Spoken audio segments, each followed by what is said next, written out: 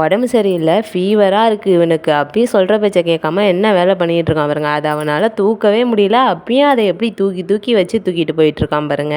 இப்ப இந்த பலூன லஞ்ச் பேக்ல வச்சு தூக்க முடியாம ஏன் தூக்கிட்டு வரான்னா, அத அங்கேருந்து தூக்கி கீழ போட்டு உடைக்கிறதுக்கு தான். இந்த விளையாட்டு எனக்கு ரொம்ப பிடிக்கும். அது இப்போ உடம்பு சரியில்ல வேணான்டான்னு சொன்னாலும் கேட்கல. அம்மா தண்ணி புடிச்சு குடும்மா அப்படின்னு சொல்லி, நான் தூக்கிட்டு வரேன்டான்றான். நீ தூக்கக்கூடாது நான் தான் தூக்கிட்டு வரோம் அப்படின்னு சொல்லிட்டு எப்படி தூக்கி போட்டு உடச்சு விளையாடுறான் பாருங்க. இதுல ஒரு சந்தோஷம். அடுத்து நீலா ஒரு பலூன் தூக்கிட்டு வந்துட்டா. அது உள்ள வைக்கும்போதே உடஞ்சிருமோன்னு நினச்சிட்டு தான் வச்சோம். அது ரொம்ப பெருசா இருந்துச்சு. இப்ப எடுக்க போகும்போது நல்லா மாட்டிக்கிட்டு வரவே மாட்டேங்குது. எங்க உடைச்சு தான் தூக்குவோமோன்னு நினச்சேன். நல்ல வேளை இழுக்க இழுக்க அப்படியே வந்துடுச்சுங்க. இதை நான் உடைக்கிறேம்மான்னு சொல்லிட்டு நிலா தான் உடைச்சா. குட்டி குட்டி பலூன்ல தான் தண்ணி பிடிச்சி உடைப்போம். இது கொஞ்சம் பெரிய பலூனாக இருந்தது. அதனால நிறையவே தண்ணி பிடிச்சி தூக்க முடியாம தூக்கிட்டு போய் உடைக்கிறாங்க 2 பேரும். எப்பயுமே இதான் வேலை. கடைக்குன்னு போயிட்டாலே அங்கே பலூனை பார்த்துட்டா வாங்கிட்டு வந்து தண்ணி பிடிச்சி தூக்கி போட்டு உடைச்சா தான் இவங்களுக்கு ஒரு சந்தோஷமா இருக்கும். எனக்கும் இந்த விளையாட்டு ரொம்ப பிடிக்குங்க. அதனால தான் இவங்க கூடயே வந்தேன் நானும் பார்க்கறதுக்காக.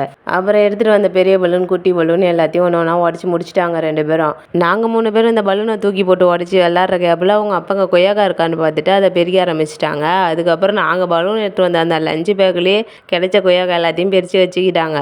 அப்புறம் இதுதான் உங்களுக்கு ஸ்கூலுக்கு ஸ்நாக்ஸ் அப்படின்னு சொல்லி ஸ்கூலுக்கு இதை தான் ஸ்நாக்ஸாக வச்சும் விட்டாங்க. ஸ்கூலுக்கு அனுப்பிவிட்டு அப்புறம் வீட்டில் உள்ள வேலையெல்லாம் முடிச்சுட்டு அதுக்கப்புறம் குளிச்சுட்டு 6 அடி கூந்தலை காய வச்சுட்டு அதுக்கப்புறம் ஸ்கூலுக்கு கிளம்பிட்டோங்க. ஈவினிங் மட்டும்தான் ஸ்கூலுக்கு போகிறது. ஏன்னா ஈவினிங் டைமில் வந்து தூங்கிடுறாங்க 2 பேரும். அவங்களால பேலன்ஸ் பண்ண முடியலையா, அதனால சொல்லிட்டு நான் போவேன். டெய்லி ஈவினிங் ஸ்கூல் விட்டு அழைச்சிட்டு வரும்போது கரெக்டாக அந்த ஸ்கூல் பக்கத்துலேயே இந்த ஐஸ்கிரீம் கடை இருக்கா, அதை பார்த்துட்டா போதும் 2 பேரும் ஐஸ்கிரீம்ட்டு அந்த கடை கிட்ட வந்ததும் ஆரம்பிச்சிருவாங்க. அதெல்லாம் சாப்பிடக்கூடாதுன்னு சொன்னாலும் கேட்கறது கிடையாது. அப்புறம் என்னைக்காவது ஒரு நாள் தான் வாங்கி தருவோம். போனது நிலா வந்து இந்த ஸ்கூப் தான் வேணும்னு சொல்லிட்டு இந்த ஸ்ட்ராபெரி ஃப்ளேவரில் வாங்கிட்டு அடுத்தது இவனும் அதை தான் கேட்டு வந்து உட்காந்துருக்கான். இன்னும் அவனுக்கு வந்து கொடுக்கல. அவங்க அப்பா வாங்கிட்டு வந்தாரா, அங்கே வந்து நிற்க வேணான்னு சொல்லி இங்கே உட்கார வச்சிருந்தாங்க. அது உட்காந்துருக்காரு. அவங்க அக்கா சாப்பிட்றத பார்த்துட்டு எனக்கு கொஞ்சம் கொடுக்கா அப்படின்னு சொல்லிட்டு, சரி இவங்க சாப்பிட்ற வரைக்கும் நம்மளும் சும்மா தானே உட்காந்துருப்போம்னு சொல்லிட்டு நான் ஒரு சாக்கோபாரும் அவங்க ஒரு குல்ஃபியும் வாங்கிட்டாங்க. இந்த பசங்களை புரிஞ்சிக்கவே முடியலங்க. ஏதாவது கேட்டாங்கன்னா 2 பேருக்கும் ஒரே மாதிரி தான் வாங்கி கொடுக்குறது. ஏன்னா சண்டை வந்துடும் சொல்லிட்டு கொஞ்ச நேரம் விளாண்டுட்டு இதுதான் இனிது அதுதான் இனிதுன்னு சொல்லிட்டு ஒரே மாதிரி வாங்கி கொடுத்ததுக்கு சண்டை நடக்குது. ஒரே மாதிரி வாங்கி கொடுத்தாலும் பிரச்சனை, வாங்கி கொடுக்கலனாலும் பிரச்சனை.